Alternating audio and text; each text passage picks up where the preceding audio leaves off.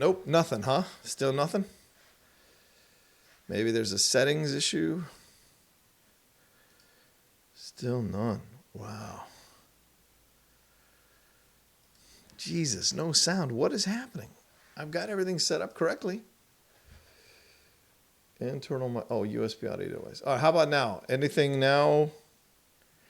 I'll take Rook.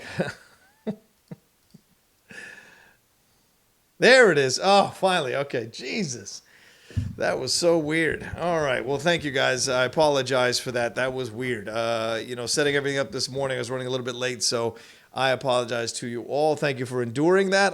Yes, good now. Thank you, Jake. Thank you, Wiley Todd, for being in here. Appreciate you guys as moderators. Thank you so much.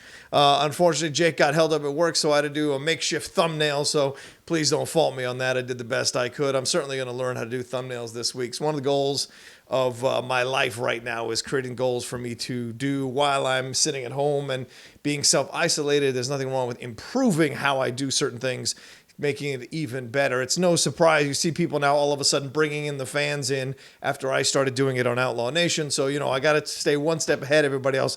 Once I caught up to everybody else in terms of the style and the look, I wanted to get going there. Yeah, sorry, y'all. Thank you so much for being in here and joining me. So let's start all over again. Good morning and welcome to Mornings with the Outlaw. I am the Outlaw, John Rocha, and thank you so much for spending your Monday morning with me to talk about what's going on in the world of entertainment. Look, I know that we're like, well, what is there to talk about? Things are postponed, things are canceled. No, the universe still keeps going.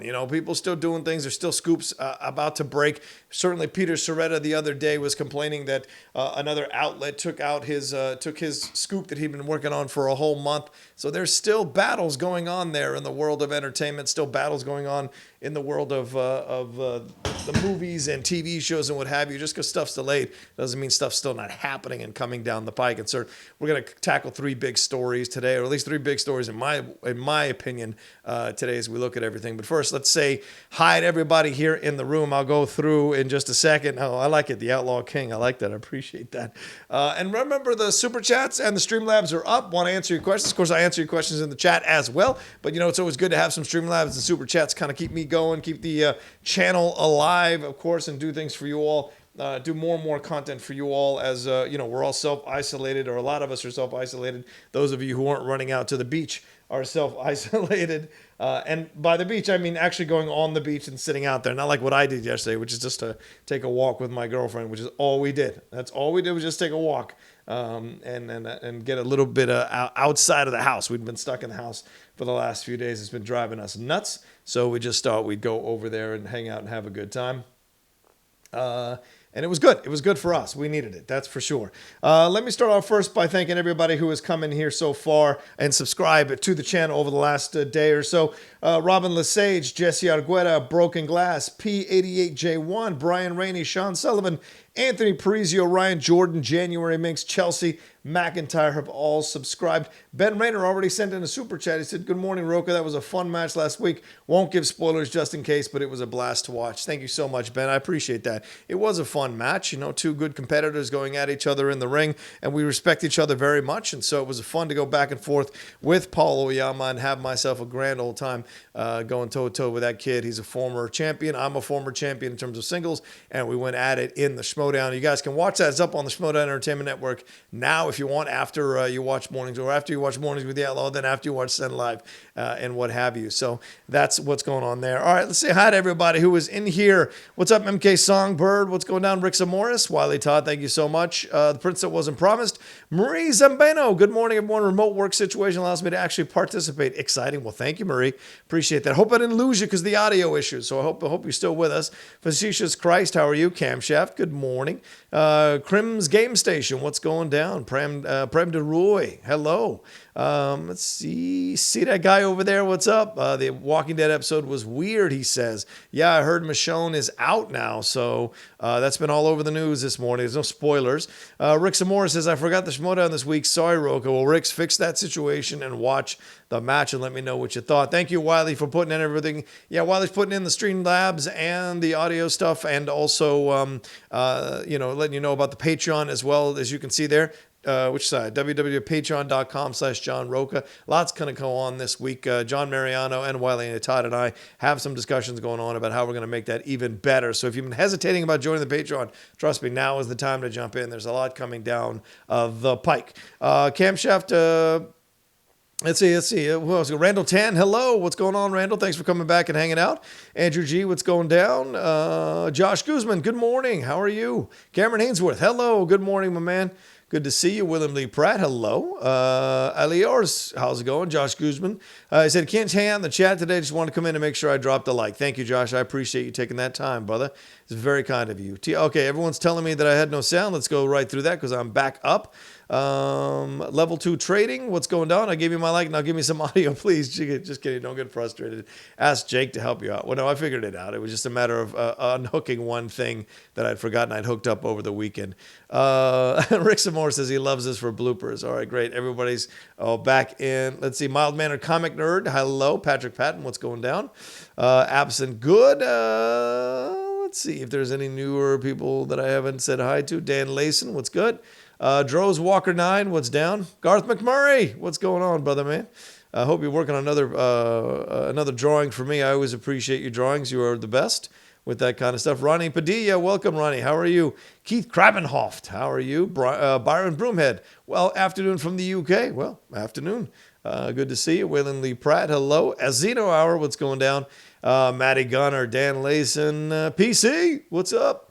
Let's see. I don't want to miss it. Quee George Jim, Brandy Parker. Hello, Brandy. Thanks for joining us.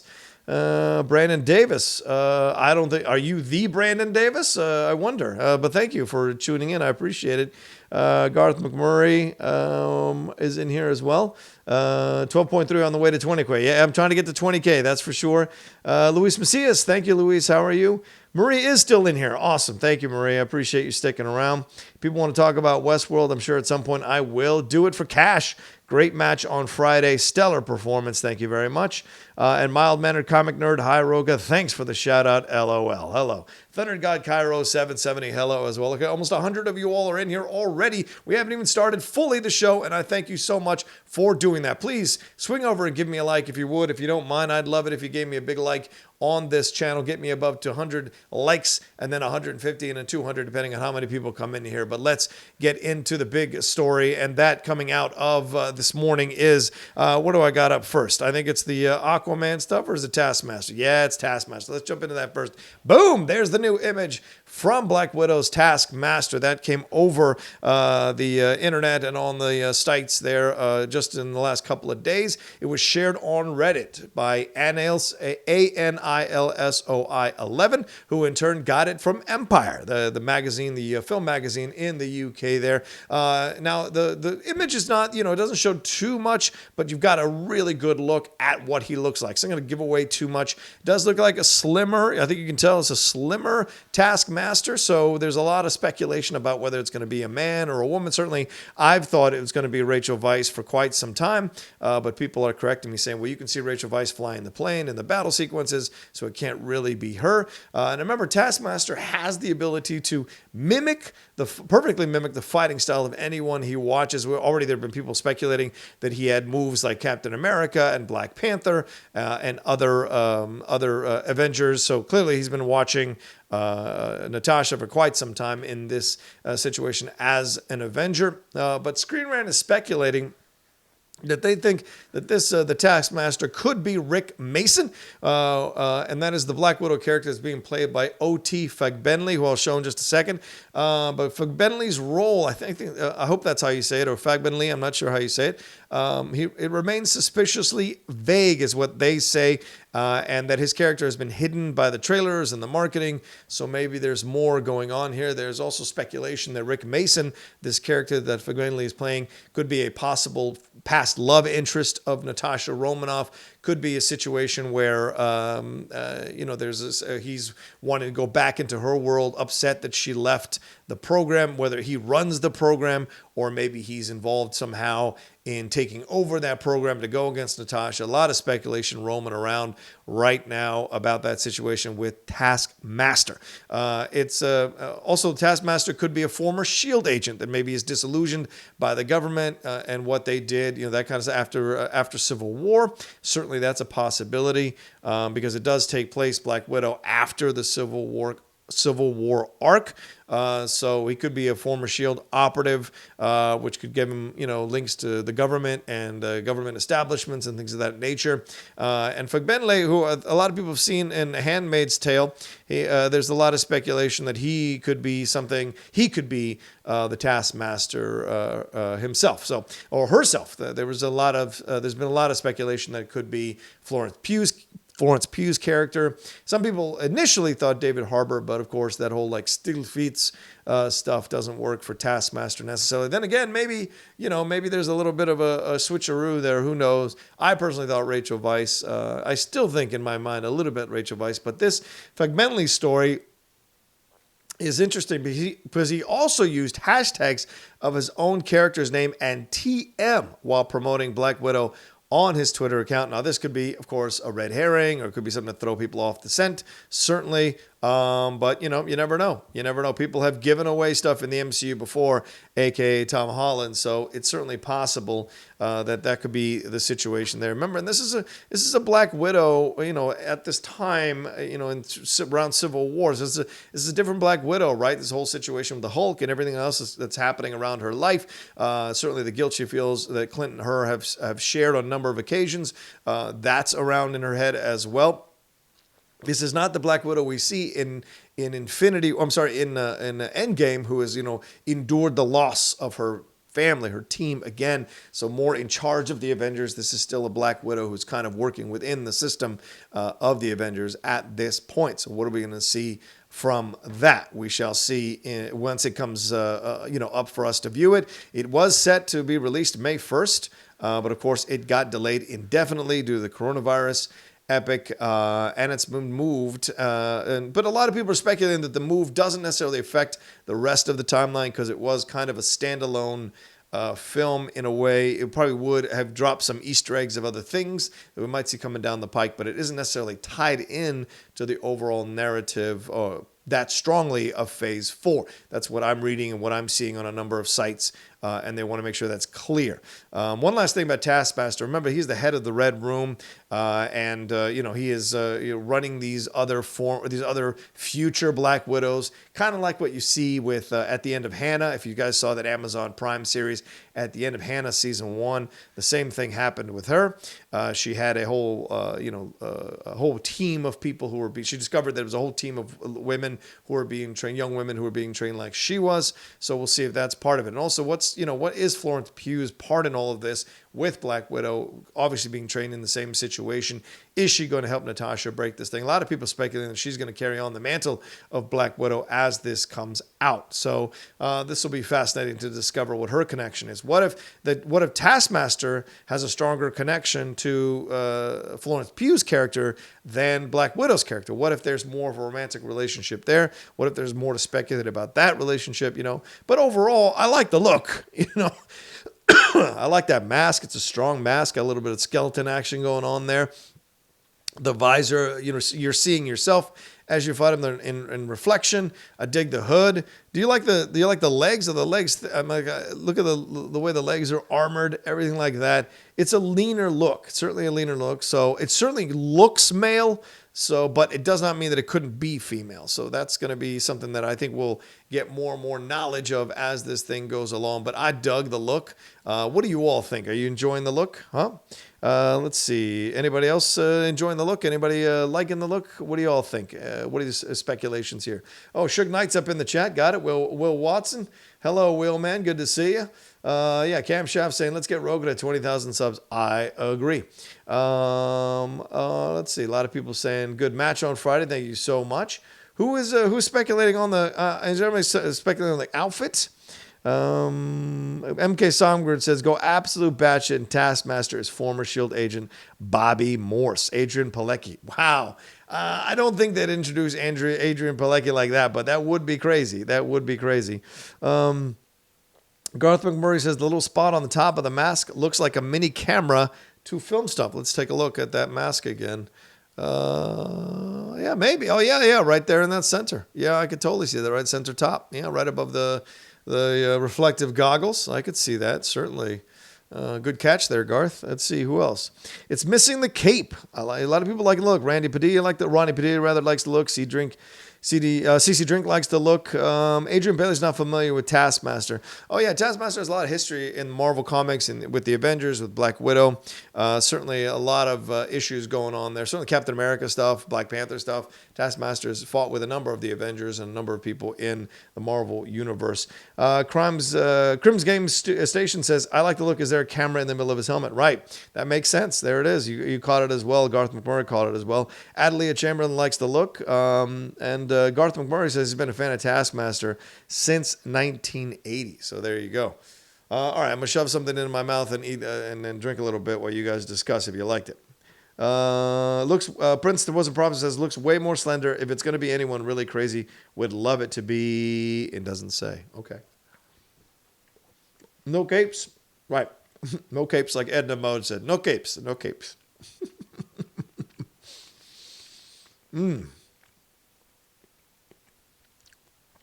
Kevin Lenda wants to know, what do you think will happen with the Shang-Chi movie? With a lot of resentment with China, do you think they may scrap the movie? I don't think so.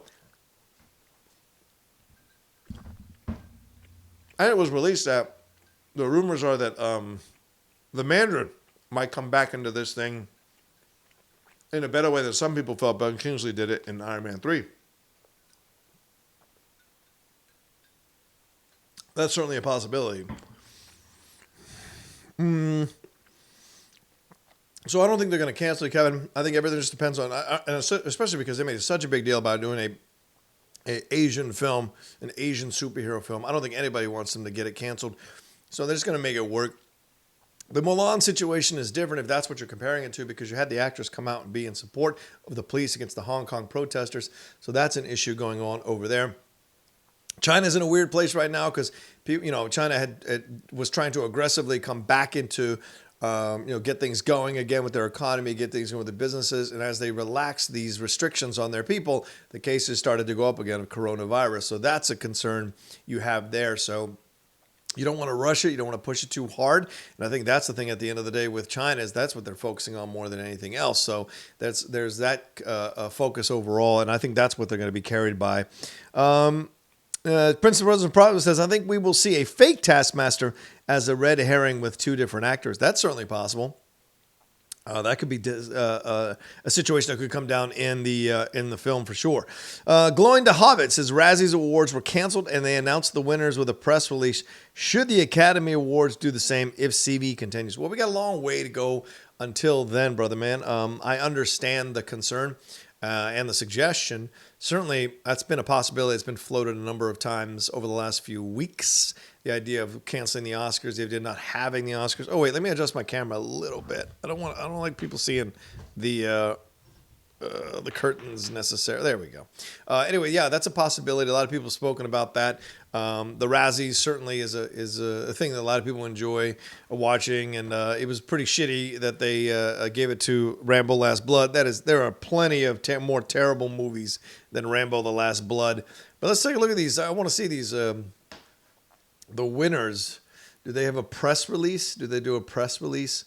Let's see. Yeah, the Cats, John Travolta. Okay. Most of them, Cats ended up winning 6. Okay, worst picture is Cats. Worst actor was John Travolta in The Fanatic and Trading Paint. Okay, sure. So, okay, I don't know. I feel like these you shouldn't be nominated if no one came to see the movie or if the movie didn't even have a release, in my personal opinion. Hilary Duff was won Worst Actress for The Haunting of Sharon Tate. Yeah, neither one of these films that I know of got releases in the theater. Rebel Wilson won Worst Supporting Actress for Cats. James Corden won Worst Supporting Actor for Cats. I think they both deserve it for that joke they pulled at the Oscars, so I got no problem with them winning that.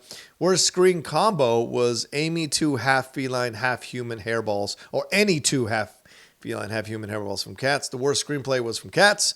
Lee Hall and Tom Hooper. Worst director, Tom Hooper from Cats. Worst remake, ripoff, or sequel, Rambo: Last Blood. Worst remake ripoff or sequel? I don't know. Let's see. Let's take a look at that real quick.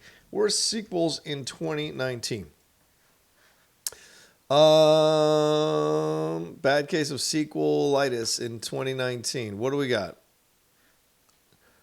What do you got? No, John Wick 3 was great. Secret Life of Pets 2, certainly not that good. But not too. Oh, come on. Men in Black International. That should have won. Men in Black International was horrible. That's what should have won. If they're talking remake, reboot, rip-off, or sequel. Essentially, it is a sequel because they mentioned the characters from the first few movies. Worst reckless disregard for human life and public property, Rambo Last Blood. I got no problem with that. Razzie Redeemer Award, Eddie Murphy and Dolomite. That's fair. So there you go. Those are the Razzies that were given out. I don't know who was there to present them, but pretty funny stuff there overall. The Razzie is always good for a joke, a good laugh. But overall, yeah, that's a kind of weird situation. All right, got over 134 of you in here. Thank you so much for joining me this morning on Mornings with the Outlaw. Could you get me likes? Could you get those likes over 100? Would really appreciate it if you moved your cursor over, hit that like button, and got it above over 100. That would be so cool, so great. I would appreciate it. Kevin Lennon said, thanks for answering my question. Of course. I'd appreciate it if you guys could send in some Streamlabs and some Super Chats. You know, that keeps the lights on in here, but I got no problem diving into the chat as well. Just trying to see if we can get a little bit of, a little bit of support going this morning as we head into this uncertain territory for another week here in the world of entertainment and in the world of our lives, streaming as we do. So there we go. Cam Schaff says, hey, Jake, thanks for all you do. Hang in there. This is Monday. I hope Jake's doing all right. What's going on, man? I didn't know if there's something was going on. Let's see. Randall Tan says the Outlaw's Guy Fawkes mask needs to make a comeback in his next MTS match. Badass. Yeah, sure. Maybe at some point down the road. There was maybe a plan for it at the free-for-all. That's for sure. There was maybe a plan for the mask to come out at the free-for-all. Didn't 100% go forward with it, but, unfortunately because of the cancellations and the rescheduling. So who knows? We'll see as it goes down the pike if it makes sense for me in my head. Bruce Leroy wants to know what is up with a box of scissors in the back. They have been there for a week at least. It's not a box of scissors, my man. It's a book from the film Us. I got sent it by the fine people over there at the studio, and they liked, my review of it. So they sent me a cool package. And so I kept it. I like it as a symbol of, a little bit of horror back there, a little bit of Star Wars back there, a little MCU back there, got the Outlaw back there, got my Schmodown stuff, got some Star Wars stuff. So I like to have a little sample of all the fandom that's going on in my world. So in that way. Oh, Sean Monk sent in a Streamlabs here. Let me take a look at what Sean Monk says. Rocha, after my call in, my mom was upset that I framed her wrong in your mind. Haha, she is a massive Outlaw fan. A couple of years ago, I made her listen to your one-on-one and Beardo episodes, and she became a convert to the Rocha Church since then. Oh, that's very kind. Thank you, Sean. I appreciate that. It's very kind of her to come on board the Rocha train. I appreciate that madly on the Outlaw Nation here. Sean, you've been a good supporter and friend to the show, so thank you so much. And to your mom, a shout out to your mom. Thank you very much for being a member of the Church of the Rocha Church. I appreciate that very, very much. It's very kind of you. Absolutely. Let's see. Someone's asking, how do I do a like on my phone? It's not present on the screen. Okay. There we go. I don't know how to do it. I think you can do it. Isn't there a thumbs up, something like that? Oh, well. Alior says, bedtime for me. Peace out, brigade. All right. Sleep well, sleep tight. And we'll keep it going here for you. All right, let's move on to the next story. Wow, we're taking a quick mini break here, and let's talk about the news about Aquaman and Black Manta. I'm excited about overall here. We know it's happening. Aquaman, we know the Black Manta is coming back to be a part of this thing. Of course, the great Yahya Abdul-Mateen II, who we just saw kick so much ass in the Watchmen series on HBO, reprising the role, of course, of Black Manta. So looking forward to seeing what he's going to do with that. But right now, this was going on with on Twitter. The Aquaman 2 writer David Leslie Johnson-McGoldrick, he essentially inferred that they're going to look at the Silver Age of DC Comics as an inspiration for the sequel, and even had a comment about the Black Manta situation, how he might play into this. And let's take a look at that right now. There it is. He says, I know you can't give plot spoilers. This is from @campin the803. He's asking David Leslie Johnson-McGoldrick a question, who is @BraveCarrot. Says, I know you can't give plot spoilers for Aquaman 2, but if someone wanted to know a little more about where the sequel is going, could you hypothetically give a few comic book recommendations to read while locked down? He said, good question. This is what David Leslie Johnson-McGoldrick responded.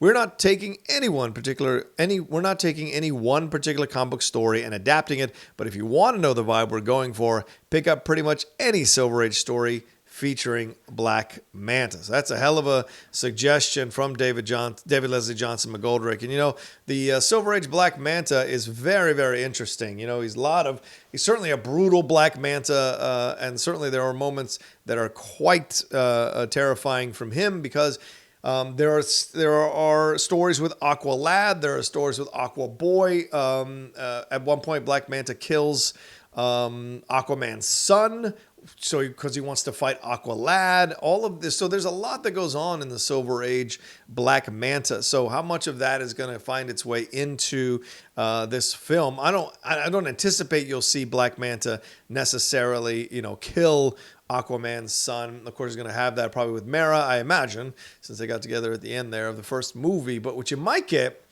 is the idea of an Aqua Lad. That's certainly possible. What would be the implications of that? What would be the situation with Aqua Lad? How far could you go with that? I don't know. But Yahya Abdul-Mateen could also be a Black Manta on Aquaman's side. In some of the Silver Age Black Manta stories with Aquaman, he fights alongside Aquaman against Ocean Master. And Patrick Wilson has already said that he is coming back to play Ocean Master. So that could be an issue, because a lot of people love Yahya Abdul-Mateen II.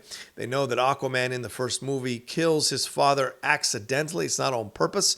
How does he carry that going forward? Do they find like a way to kind of be on the same page? A lot of people would love to see Black Manta and Aquaman team up. Then again, Black Manta is a damn good villain. So are you going to undercut his villainy? Sorry, to put him together with Aquaman, have these two people going at it with Ocean Master? I don't know. That's going to be something that's going to come down the pike. But I thoroughly enjoy the idea of them possibly teaming up together. It's two badass people going out against Ocean Master. Ocean Master certainly wasn't happy at the end of the last movie, was arrested and what have you. Could be something to play, could be something to explore overall. So, and a lot of people enjoyed Aquaman. I wasn't the biggest fan of it, to be honest with you. I'm not, I just didn't like it. I thought it was a bit silly most of the time, and I wanted something better from it. And throughout the whole movie, I couldn't get past the idea that Mera was the more capable one of the two, the more on top of things than the two, and probably should have been the one who slid into the leadership position there for the kingdom, for Atlantis. So I thought it was a little strange to see that. It was so obvious that she knew the map. She knew what to do in those situations. She knew where the artifacts were. She knows the world better than he does. There's so much, and the only reason he's even remotely being considered for this is because of lineage. No other reason than blood. And now I found that, I know it makes sense when you look at the old stuff, but I always felt that it was a little, when I was watching the movie, I thought it was a little bit crazy. Also, some of the dialogue was pretty cheesy. That being said, Jason Momoa was good in the movie. Thought Amber Heard was good in the movie. Certainly liked Patrick Wilson in the movie. Nicole Kidman was great. Tamora Morrison. Of course, Yahya Abdul-Mateen II as well, goes without saying. Although I felt that they didn't do as much with him as they could have done with him. So to hear that they're kind of trying to focus more on his character for this sequel to Aquaman excites me for sure. Look, I'm going to go see it. Certainly, I want to see if maybe there's a better a version of this that they can make. James Wan's going to slide into the director's chair for this one. And again, rather returning into the director's chair for this one again. So we'll see. But there's a lot to explore with Black Manta, a lot to explore with Aquaman in the Silver Age stuff. Let's see. Zeno Hour says, I'm here for a Black Manta revenge story. That's certainly possible. Randall 10 says, I just want to see Aquaman with the hook arm. That's true. Black Manta cuts off his arm, or cuts off his part of his arm. So that could be something that could be in the whole thing. Certainly, that would be interesting to see them put together for sure. Let's see. Thunder God Cairo 77 says, I enjoyed Aquaman, but I really hope the sequel has a way better script. Right. That was the big thing about the film. The script was not that good. He said the first movie was fun, but forgettable as hell. Right. And I went back at people and I was like, well, you can't bash me for Transformers and like Aquaman, because that's essentially the same thing. A lot of visual stuff distracting you from a terrible script and some storylines that really are nonsensical or don't make any logical sense at all. But, you know, if you're going to bash me for Transformers, you got to look at yourself if you loved Aquaman, because essentially they're the same movies, for God's sakes. Let's see here. Let's see. Aqualass or Aqua Girl. Certainly that's a possibility. Garth Murray says, I would like the original Garth version of Aqualad to show up. Yeah, but do you really want him in those Robin trunks and those little wings? I mean, I don't want to see that. Hopefully a better version of it comes in. We'll see. Nathaniel Ellis says, good morning, guys. Good morning, Nathaniel. Thank you so much for joining us. Cam says, Black Manta. What a great name. I don't watch these films. That's true. Okay, fair enough. Pram DeRoy says, I wanted it darker, the Aquaman film. It was too popcorn. I agree. And this is the reason I bring this up. Also, another reason I bring this up is because, look, there's a lot of darkness in the Silver Age Black Manta stories. So if they explore some of the darkness, it isn't without precedence in the DC universe. Snyder's thing was super dark. And then certainly the Joker is dark. The Joker movie, rather, is dark as hell. Of course, it's not connected to the DCU or DCEU. So I don't think you're going to have Black Manta killing Aquaman's son. But that is part of the situation here that could play out in threatening the possibility of their baby. If they have a baby, an Aqua boy in this film, that could be something. Aquaman is beautiful schlock. Stupid fun. I loved it. That's right. There you go. All right. See you, Jake. Thanks so much for joining in. Appreciate it, brother. Be well. Fredtastic says they need to fix the Black Manta helmet. It looked like they were trying for some of that Ant-Man money. For sure. Nate M., how did they top Julie Andrews as a giant kraken? That's right. I forgot about that. That's right. Sorry. Yeah, Garth McMurray says in the comics, piranhas eat his hand off. It is not cut off. Yeah, but wouldn't that make more sense in the movie if Black Manta cuts his arm off or half his arm off? That's what I was thinking. That could be because piranhas are like, bleh. But if you have Black Manta do it, then you get that connection for sure. Let's see. And Nicholas thinks it's too early for the hand being cut off. I don't know. I think it works. Let's see. Becky Lynch, Dragon Reborn says Becky Lynch, the Aqualass kicker. Sure. Juan is directing the second Aquaman. Yes. Omar94 says, I would like to see an Aquaman movie be a mix of the serious Peter David run and the lighter Jeff Johns run. Well, that could work, I suppose. We'll see what happens overall with that situation. All right, no Streamlabs, no Super Chats so far. Keep them coming if you can. Would love to answer some questions from you all in that way. But, of course, I always appreciate talking to you all about this kind of stuff. I'm going to take a quick second and put some more food in my mouth and a little bit of drink. So excuse me for a second. Plus, there's over 140 in here. Please get me over 100 likes. I'm only at 95 likes. Get me over that 100.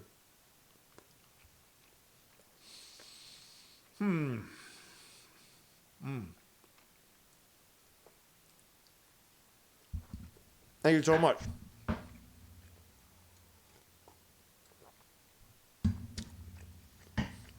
Just keep it going, just keep it going.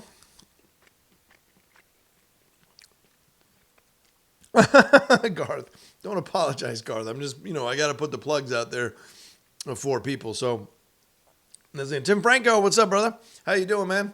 We're in the middle of or just about to wrap up our Black Manta conversation for Aquaman 2.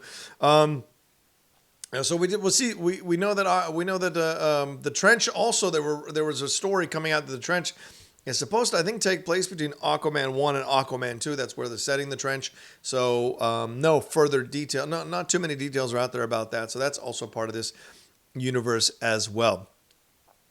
I might start doing these watch-alongs with these. I see so many people doing watch-alongs. That could be a fun thing to do in the afternoon, like a watch-along, schedule a watch-along with you all, or maybe some people who are on the Patreon rather, they can suggest a watch-along, and I do it with the patrons. That's something I'm certainly looking forward to doing. Maybe an Aquaman watch-along where I tell you my actual feelings as we're watching the movie. I'd love to convince Dennis to do a watch-along with me for Logan, but I don't know if that's ever going to happen at this point. Certainly with the situation, we could do it from distant places, but I think when you do, like if we were to do a StreamYards watch-along For Dennis and I think the lag, that extra second or two of lag, could affect what we're reacting to, and maybe that wouldn't be an overall positive watch along for sure. Let's see. I know in Justice League, it says, this is Manny Gonzalez. I know in Justice League series, Aquaman cut off his own hand after being captured by his brother. There, yeah. So, yeah, he cuts it off so he can save his baby. So maybe that's how it is. Maybe Black Manta threatens his baby in that situation. Aquaman cuts off his own hand, and there you go. That's what you got going forward. So there we go. Gregor's Koskoden says, hi, Rocha. Enjoy your meal. Thank you. It's a muffin. It's a banana nut muffin. Thank you all so much for, putting up with that when I have to eat it. A banana nut muffin this morning. That's my breakfast for now, and I'll have some eggs in a little bit and what have you. And by the way, guys, don't forget later on today, I got the return of Game Time. Let's take a look at that real quick. This is a Brian Ward video, my sports show that I do here on Outlaw Nation. Let's take a look at this video he created for it.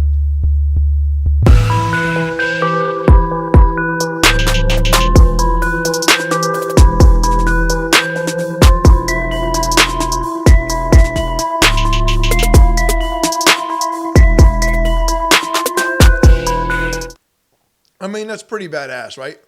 Brian Ward is so good at this stuff. It's incredible. He does my logos. He does these video things. Shout out to Paul Denuzio, who sent me a message over the weekend how I can incorporate the videos and the pictures that I do here on Streamlabs on Mornings with the Outlaw on StreamYards. Whenever I do StreamYards and the live streams like that, that will do. And that's today at 2 o'clock. Today at 2 o'clock, we're doing it up, sports time, game time rather, all over again here. Jay Washington and Winston Marshall joining me again at 2 o'clock Pacific time. Talk about a little bit going on in the world of sports. Talk a little bit more about the Tom Brady situation. Certainly talk more about what else is going on in the world of the NFL and, of course, the NBA as well, and the Olympics. We'll be getting into that a little bit, and some of the soccer news as well. That's right. Some of the soccer news we might get into later on in the show. So join us 2 p.m. PT for that. So, all right, let's move into our next story.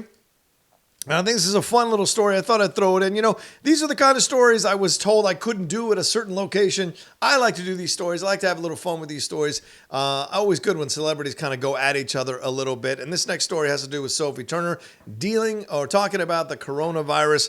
I want to jump into it and have a little fun with this thing.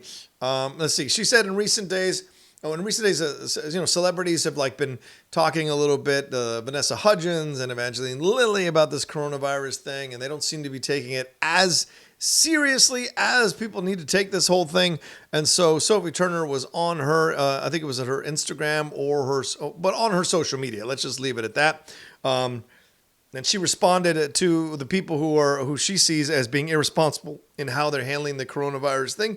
She put a little filter on this video. I'm not going to show the video because I don't have the rights to show the video, but it was on her Instagram account during a live broadcast. Someone cut out a little bit of this video and put it up. And she says in there, she said, "Stay inside. Don't be fucking stupid. Even if you count your freedom over, I don't know, what is it, like your health? I don't give a F about your freedom. You could be infecting other people, other vulnerable people around you by doing this. So stay inside, guys. It's not cool, and it's not big, and it's not clever. And that's the tea." Yeah, certainly she loves to do the tea, Sophie Turner. That's kind of her thing with her Instagram. She has these videos that she does, and at the end, she's always saying, "That's the tea." She's had Maisie Williams and other people on before. I think that's her husband, one of the Jonas brothers there, who is part of the situation, or her boyfriend. I can't remember if they're married or not. But either way, I thought this was hilarious. And this is perfect stuff for her to do because she's such a badass, that Sophie Turner. And she said, she's just telling the truth. She's dropping the bomb out there for everybody to deal with. And that is that she doesn't like the idea that some of these celebrities are coming out, because the celebrities who have millions of people who follow their platform, kind of spouting off this stuff that is a bit trying to be all braggadocio, trying to be tough, or trying to be foolish about the situation. And she was specific, and it seemed like she was specifically going after Evangeline Lilly and Vanessa Hudgens. Of course, Evangeline Lilly is the Wasp in the MCU. Love her to pieces. Been a big fan of hers since Lost. But you can't deny that some of the comments that she made weren't necessarily the best. She said this on her Instagram there, Evangeline Lilly did. And, if you can read there, she says very clearly that hashtag morning tea Just dropped my kids off at gymnastics camp. They all wash their hands before going in. They are playing and laughing. Hashtag business as usual. And this was the complaint, the big complaint. And that's why Sophie kind of, maybe people think Sophie was taking a little bit of shot at Evangeline Lilly, but because she said hashtag morning tea is her way of like going back at people who are going, what she felt probably was a little nuts about the coronavirus thing, or she felt it was a little kind of strong about the restrictions, or she felt the restrictions were a bit too strong for what she was trying to do. So you got that in that situation and her feelings about it. But, you know, Sophie Turner does end some of her videos with saying, and that's the tea. Maybe she wasn't directly hitting Evangeline Lilly, or maybe she was, and that thing that she says, and that's the tea, was kind of a double meaning to go back at Evangeline as well. Now, Lilly did follow up her comments, and she is taking care of her father, who is, I think, in stage 4 leukemia, so you have to factor that in. She is doing what she can do here. But she said, I bet we would completely agree on what we want and what we are trying to avoid, and then would challenge each other thoughtfully about how to achieve that. I'm having those conversations daily with people in my inner circle, and I'm always considering and reconsidering my position. Where we are right now feels a lot too close to martial law for my comfort already, all in the name of a respiratory flu. It's unnerving.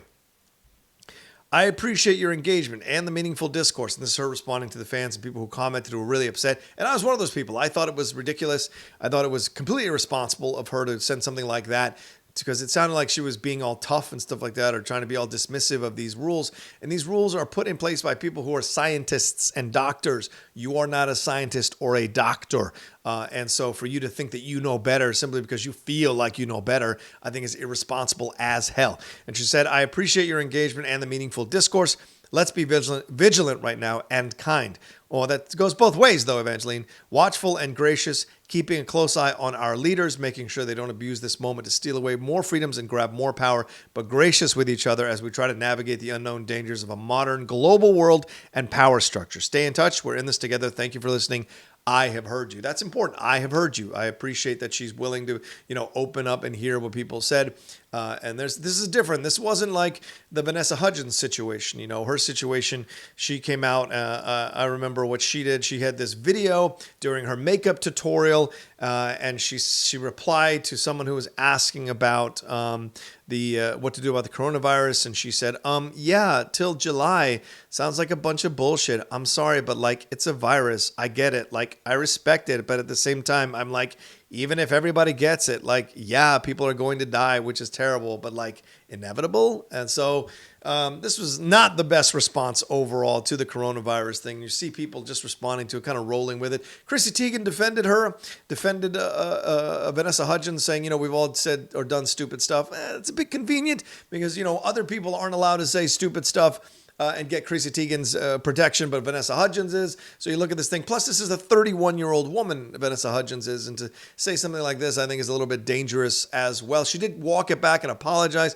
Tried to say that that she's stressed out by everything and trying to do her best that she can with it. And of course, this is a little bit of brand saving, a little bit of PR in this whole situation, but it was not a smart thing to do overall. I think there's a way to approach these kinds of things. I'm sure everyone's unsettled by it and freaked out, and their livelihoods are being threatened. Totally get it. But by the same token, some people are really just kind of freaked out about the whole situation, and so they don't want to see their celebrities that they look to. And look, people do look towards celebrities. People do enjoy celebrities. I know there's a whole section of people who are like, what the hell do they know? But the truth is, what the hell do you know? It goes both ways. Some celebrities can be out of touch, and so when you see these comments, it really does frustrate me as someone like me who's not out of touch, who connects with the people, connects with the fans. And as I said this before, I keep one foot in the fandom, one foot in the world of film criticism and what have you.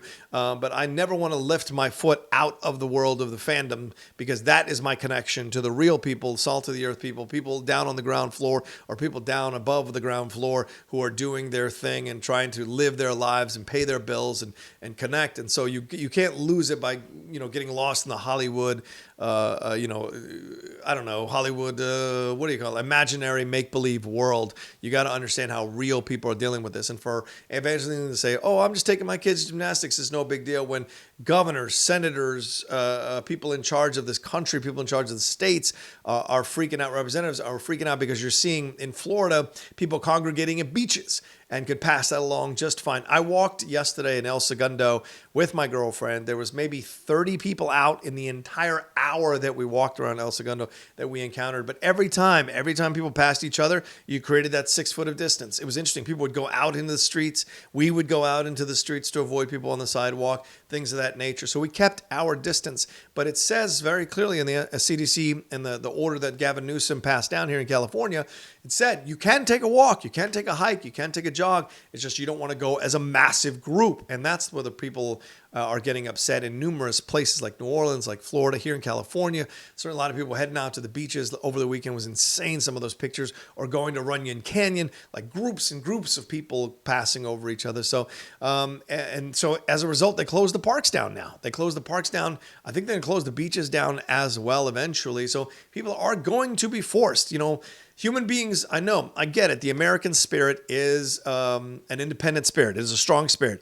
It wants to do what it wants to do. Hell, the human spirit, regardless of boundaries or what have you, the human spirit wants to do what it wants to do, wants to go out and spread its wings and doesn't want to be told to stay inside, doesn't like its freedom, their freedoms restricted. But that's part of this game that we're playing now with this virus. Like, it's a deadly game. People have died from this. I just read before I got on today that this actress who was in one of the Transformers movies, I think the last one, she played the professor in the movie. Her father died of coronavirus. In Real Madrid, the president, I think the president or the owner, he died from the coronavirus. Kevin Durant got the coronavirus.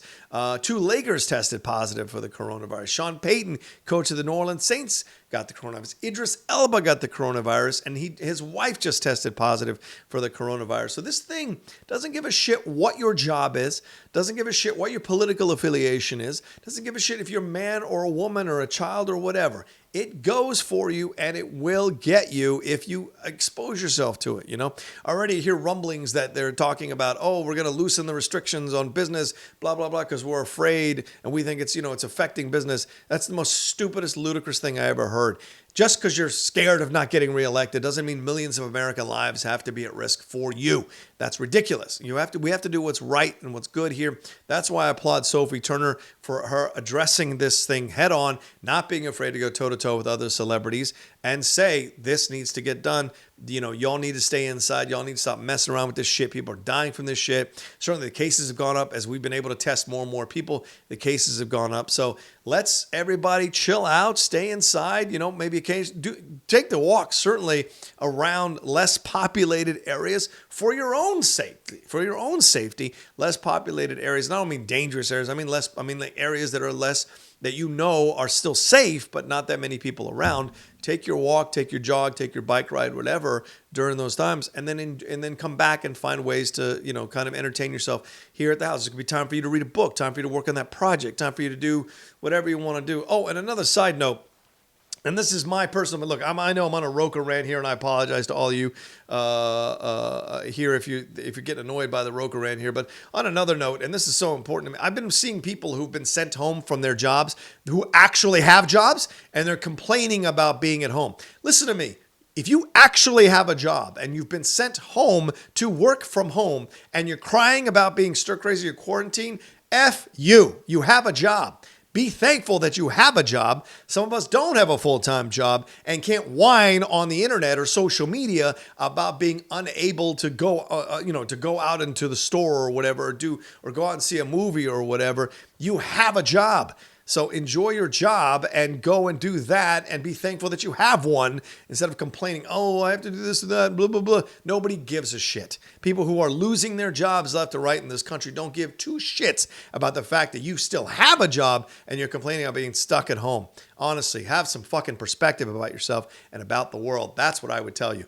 Holy shit. Sorry, I didn't mean to turn Mornings in the Outlaw into fucking Outlaw Nation, but I just have these feelings, I get super frustrated to see people react to these kinds of of things and do stupid shit. Drives me out of my fucking mind. We've got so much going on in the world right now already that is stressful and worrisome and full of tension. The last thing you need to do is to deal with people who are like, oh my God, I can't go out, I can't do this or that. It's so annoying. That's not what this is all about. This is about keeping people safe, keeping people alive, keeping people out of harm's way.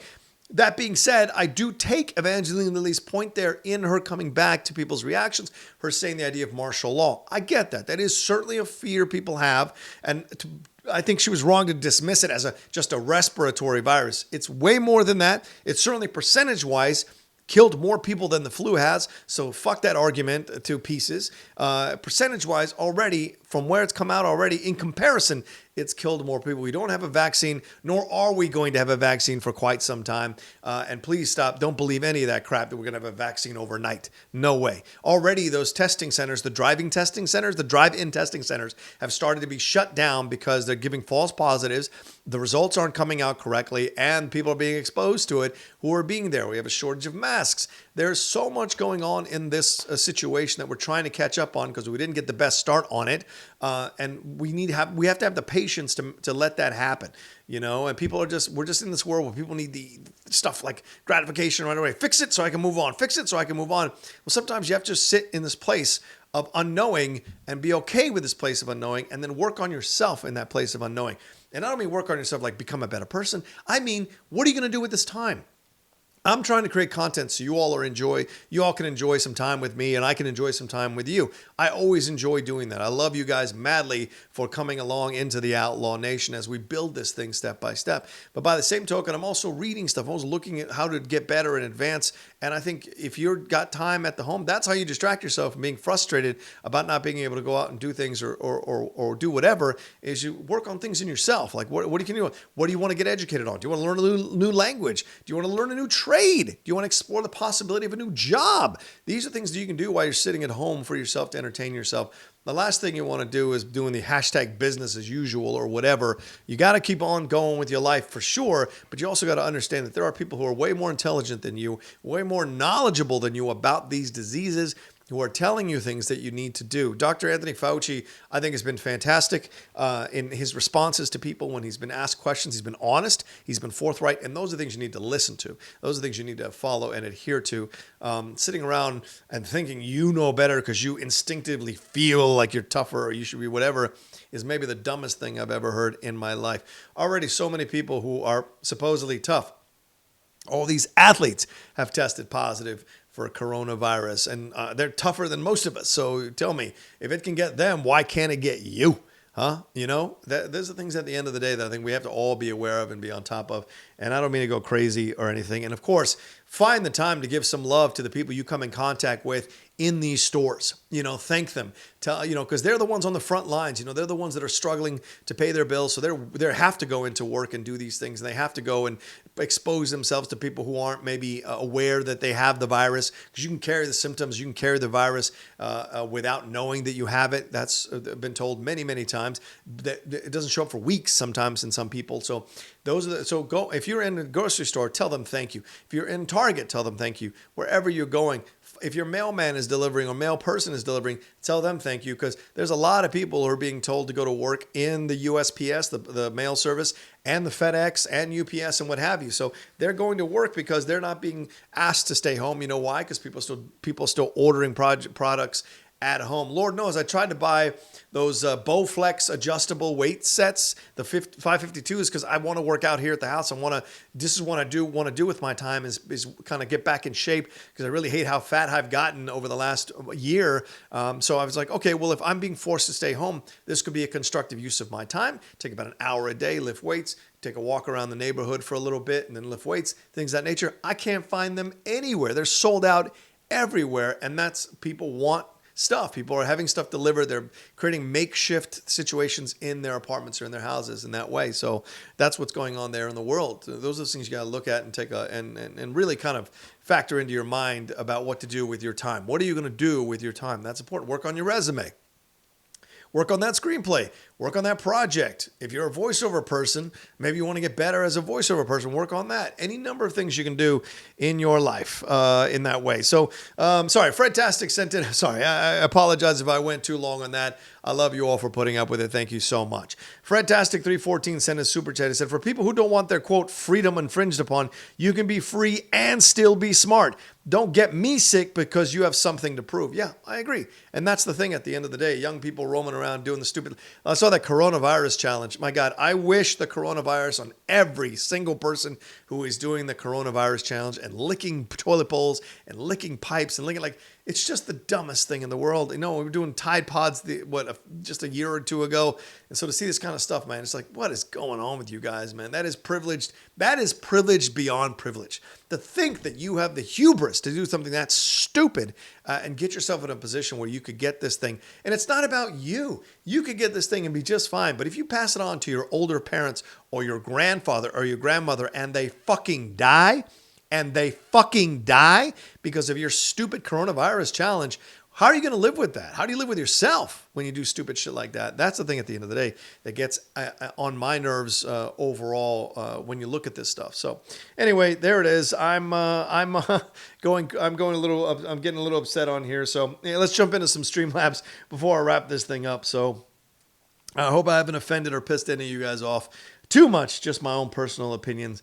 I do get the idea that we don't want them to use it as martial law. I absolutely understand that. I don't approve the government of taking control. I mean, I was reading in a couple of these trades, or a couple of these, like in Rolling Stone, I think, or Newsweek, they were saying that the Justice Department has quietly been going to judges and saying that they want to have the ability to arrest people without habeas, like without their rights or whatever. And that's scary. That's scary. So I get Evangeline Lilly's point totally, and I get the mistrust. Why wouldn't you mistrust? No matter who the government is, I think people mistrust whoever the government is telling them what to do. I get that, but when you're listening to professionals who have studied diseases their entire life and how these diseases can metastasize and appear and cause damage to people who come in contact with it, especially people with underlying conditions. That's the thing. You don't know if you're in a store or in a hiking situation and you are talking loud and blah, blah, blah, blah, blah, and you never know who's around you who might have some kind of pre-existing condition and can get infected by the things that you're doing, or you being around them at the beach or whatever. Like those kinds of things you got to be aware of, and that's what you got to take care of in your life. All right, sorry, I got a bunch of Streamlabs. Let me jump into these things.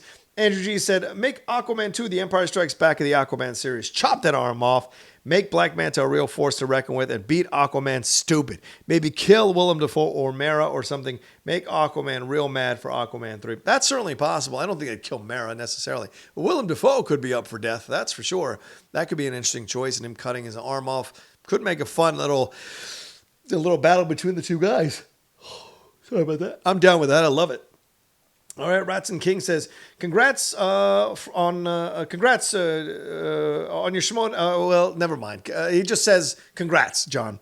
You were looking like a better competitor than ever before, I have to say. Very proud to still see you improve as a competitor after all these years already. No spoilers, no spoilers. He's just saying he really appreciated how I played in the Schmodown match on Friday. Once again, if you haven't seen that, the match is up there for you to view on the Schmodown Entertainment Network. Go and see me and Paulo Yama going at it in a fun match.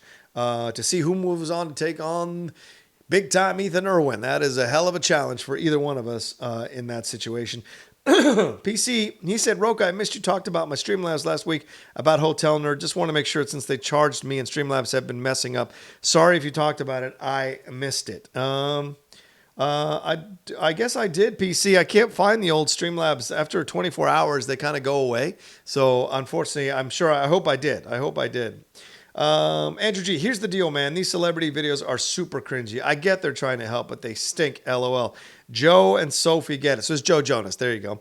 Joe and Sophie get it. Stay the F home. Evangeline is out of her damn mind taking her kids to gymnastics or whatever. Stay home. I agree. Another thing is a lot of people went nuts on this Imagine video from Gal Gadot and people involved with it. I didn't have a negative reaction to that, to be honest with you. I get why people are upset, like, oh, rich people telling us to stay home, or rich people, like, you don't care, you've got money, blah, blah, blah. I get that.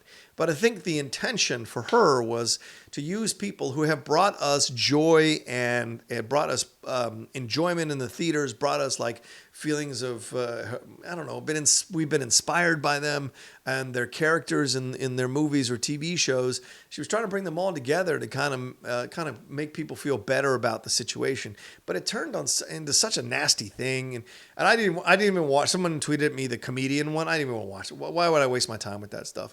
Comedians are upset about so many things. I don't want to waste my time with that shit.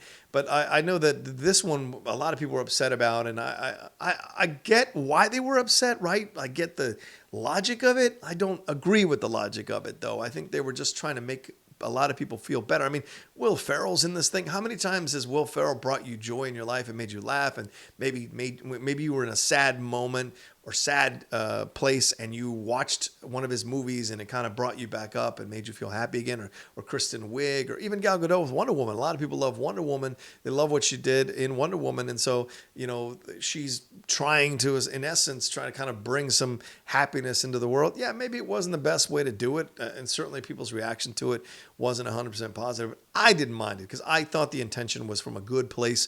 But it's a bitter world now out there sometimes, and people want to use it for fodder, or try to find the negative, try to destroy something. So I get it. And if you feel that way, that you didn't like it and you thought it was bullshit, I respect that too. Just for me, it didn't bother me at all. Let's see. Andrew G. donated again. He said, everywhere is totally sold out of dumbbells and stuff up here in Ottawa, too. Luckily, I have a 25-pound kettlebell, a good yoga mat, and block. So I've been doing some yoga and kettlebell workouts at home. But, man, I really miss being able to go to the gym. Yeah, I totally get that. It's been super frustrating. It's super frustrating.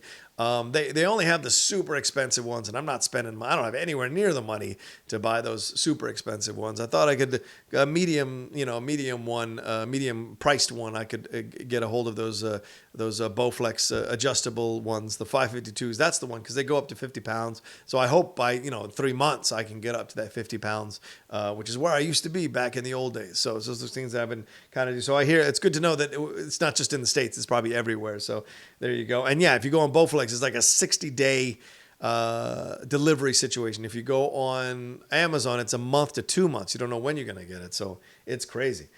Chris Scorpio Donny says, I love the conversation. I think your concerns are valid. There are a lot of possibilities on the table right now. Also, congratulations on the Oyama match.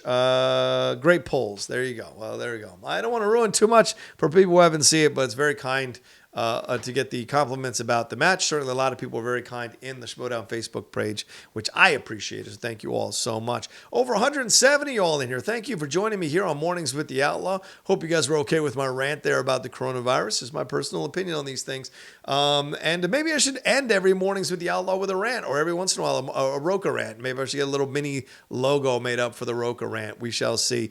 But thanks. 132 likes. I'd love you to get me above 150 before I wrap this thing up here in about 6 minutes, and give you guys a little bit of a break before you head into SCN Live with what Christian is doing over there. Thank you so much for joining me this morning. Really appreciate it. Let me see what else. Let's see what else is going on here. What other questions you guys have about the situation?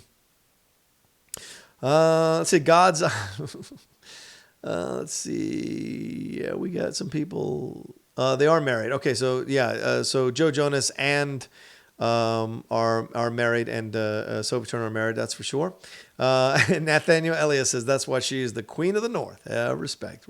She is expecting. So, Ara wants to know if she is expecting to. Yes, I think she is pregnant. So, guys, and that's the thing. A piece of me, I do have a little bit of I have an instinct for the celebrity news. I have instinct for a little bit of the gossip. So that will creep in every once in a while on Mornings with the Outlaw. I wasn't allowed to do it in other places, but since this is my show and my thing, I like to do my show and my thing. And I think some of you are kind of interested in that kind of stuff, so I'll definitely be talking about it for sure.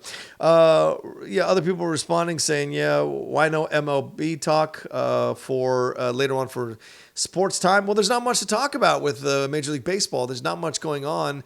I think it was the Toronto Blue Jays GM came out and said we need a full 4 weeks before we can even remotely consider having a season. So that's kind of the biggest story coming out of the MLB. And of course, Chris Sale's Tommy John surgery, but that was already talked about last week. So there's not much to go into that. MK Songbird said the stories coming out about government's real-time tracking locations of people to see who and who is not following orders is worrying from a privacy perspective. I don't think so. I think if you're not following the orders and you infect other people, that's a problem. So I don't mind them necessarily looking at the situation and making sure it's okay. Got another super chat that came in here from Guideline Entertainment. Rocha, have you seen The Spy Who Loved Me? It's my favorite Bond so far. I'm about to get into Timid Dalton. Yes, The Spy Who Loved Me is actually really good. One of those quietly good 70s ones, so I totally respect that. And great theme song from Carly Simon, so a big shout out to her. But yeah, I enjoyed Spy Who Loved Me. I've always been the biggest Roger Moore fan, but that one is a good one for sure. And Moonraker is cheesy fun as well. But enjoy the Timothy Dalton ones. I like the first Timothy Dalton one. I didn't like the second one as much. So let's see what you think about that. Garth McMurray said it was a good rant. You're right. I hope you enjoyed that banana nut muffin. I get scared when you mention nuts. Hello. You should be scared. I'll drop them all over your face. Let's see. And shout out to Garth. I hope you're doing better, my man. I know you were struggling with some health issues, brother. Sending you much love and support, dude. I hope you're doing better today. Paul said, class warfare, John. The virus is escalating it. That's for sure. But we're letting the virus escalate it for us. We have to take responsibility, too. If we're allowing the virus to have our class issues come out in a negative way. And listen, it's only been a few weeks. It's only been, 2 weeks, 2 or 3 weeks since we've had these, limits put on us here in the States. Really, it's only been a few days since for us in California, but it's been happening across the world. So I get what you're saying, Paul, but then again, we have to be responsible for our own behavior, for sure. And so if we're allowing this thing to bring out the worst in us, and it's only been a few weeks, I can't imagine what's going to happen if it goes into a few months, and I don't want that. That's what I'm saying. Like, if we just stay inside, kind of chill. The problem is, look, the traffic accidents are down. People aren't on the road as much. The air is cleaner, for sure. Pollution isn't as bad.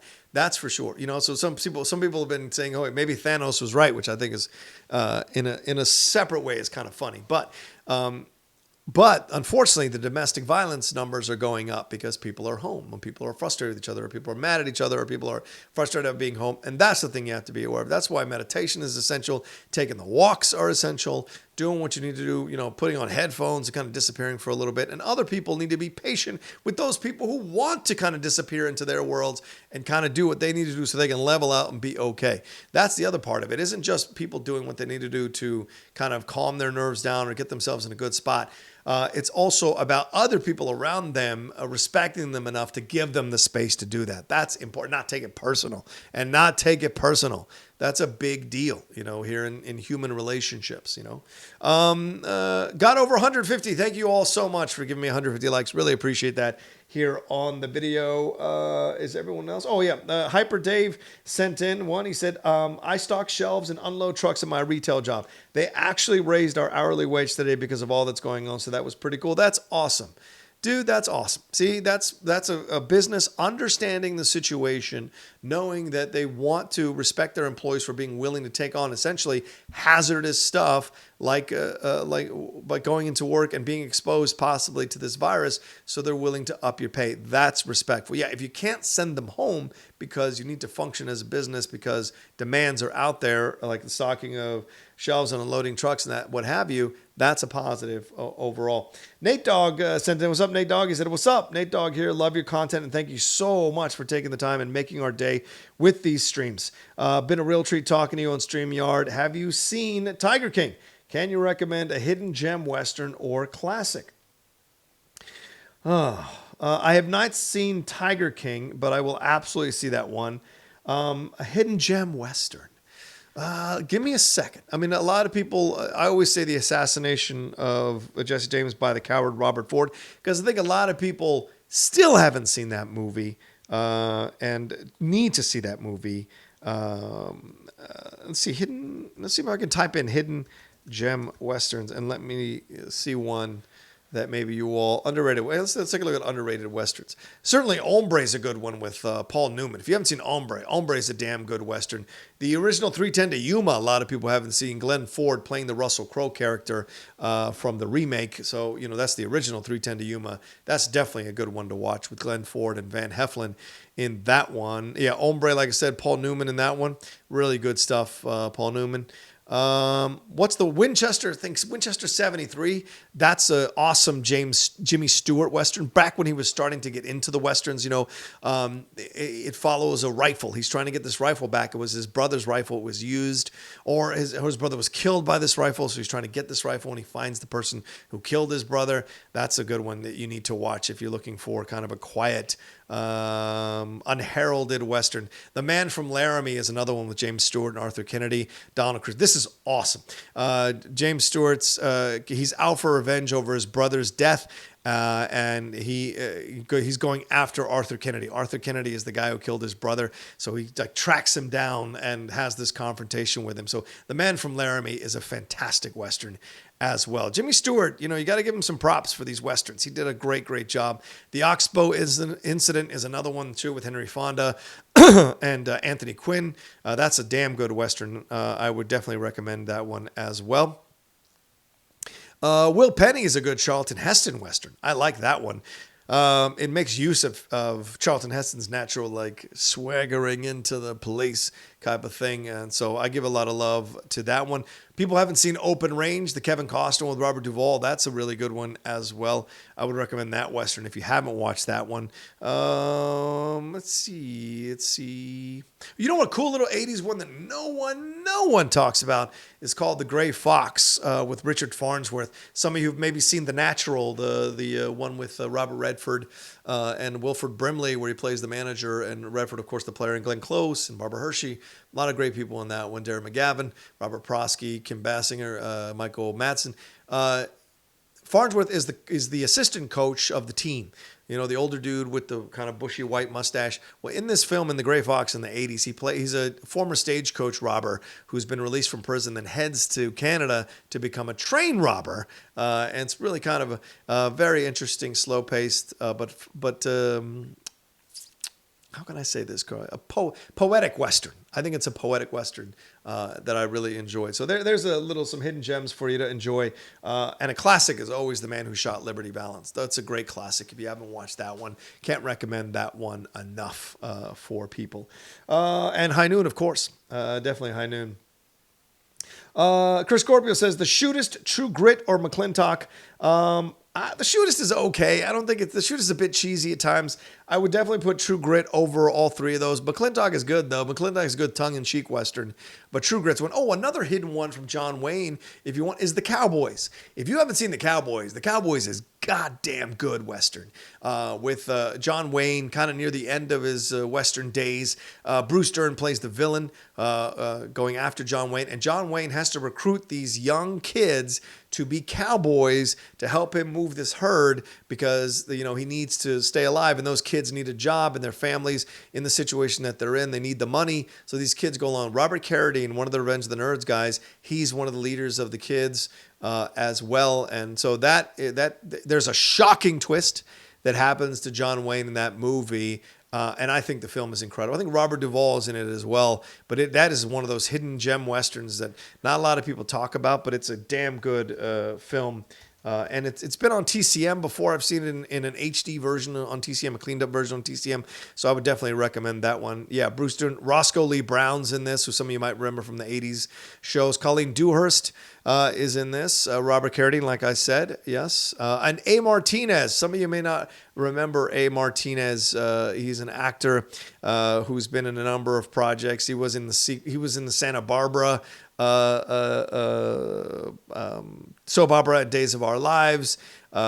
He was in, what else has he been in? Longmire. He was in Longmire for a few episodes and things of that nature. So A. Martinez is a cool little actor, and he's so young in this movie. So that's something to definitely take a look at. So, all right, there we go. That's it. I think this should wrap it up there. It's 9:50. I want to give you guys a little bit of a break before you head on off to SEN Live. Let me bring up the live streaming on there. Oh, over 160 of you guys in here. I appreciate that. It's very kind of you. you. Got your Super Chats, got your Streamlabs. Thank you all so much for sending them through. It means so much that you help the Outlaw Nation any way you can. Of course, another way you can help is to be part of the Patreon right there. Was it? Oh, this side. There we go. www.patreon.com/John Rocha. Please go and see the multiple tiers that are up there. We're making some adjustments this week to make it more patron friendly for everybody and to meet the goals and the needs that you all have and have been promised by me as patrons. Of course, please follow me on social media at The Rocha Says on Twitter and on Instagram. I always appreciate any follow you guys give me on any of those social media. I'm trying to get my Instagram up above 20,000, trying to get my Twitter up above 35,000. I'd really appreciate it. Of course, if you haven't subscribed to the channel, thank you. Please go down there, hit that subscription button or subscribe button. I'd really appreciate it. Shout out to Thomas Einspar, who subscribed as we were doing the show today. So thank you, Thomas. I appreciate that. Getting me one step closer to those 20,000 subscribers that I'd like to have here on YouTube. Hope you enjoyed the content today. I really enjoyed talking with you all. Kind of waking up as we did this together means a lot to me that you all take the time to join me on this selection. Oh, Nathaniel Elias, Wyatt Earp or Tombstone? Pal, it's Wyatt Earp every time. As much as I enjoy Tombstone, I think Wyatt Earp's a better movie. It isn't a great movie. It isn't even a really good movie. It's a decent movie. It's a good movie. But with some great scenes, but you still get a fantastic Doc Holliday performance in what Dennis Quaid does. Completely different than what Val Kilmer does, but I like it either way. And don't forget, coming up at 2 p.m. Pacific time, don't forget, I got sports time coming up.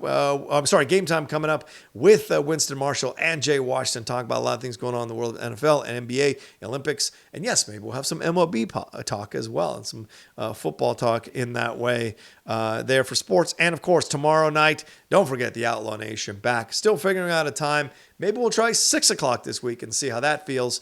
And see how you guys respond to it. Maybe from 6 to 8 p.m. Pacific time tomorrow night. Still trying to line up a guest, and we'll see how that goes. But, I really appreciate you all taking the time to join me there. But don't forget, today, 2 p.m., PT, game time, Jay Washington, Winston Marshall, and myself. It'll be on StreamYard. You'll be able to be brought in, ask your questions, things of that nature while we talk sports. So look for that link dropping a little bit later today for that. All right, have yourselves an awesome, awesome morning or afternoon or evening, whatever time it is, where you're watching this. Don't forget SCN Live at 10 a.m. with Christian and the crew there. Go and give them some love and enjoy that and put some laughs on your face. And I'll talk to you on Wednesday morning with another brand new episode of Mornings with the Outlaw. Stay safe, stay healthy, wash your hands, wash your hands, wash your hands. And go and explore the other content that's on the Outlaw Nation. Got a new Geek Buddies that dropped a few days ago. We did a review of Picard, episode 7 and 8, and also a new Strong Style where Aaron Turner and I revisit the WrestleMania 10 match between Shawn Michaels and Scott Hall. All that going down, plus all the extra Outlaw Nation shows and what have you. And we'll see you Wednesday. Take care. Love you. Talk to you soon.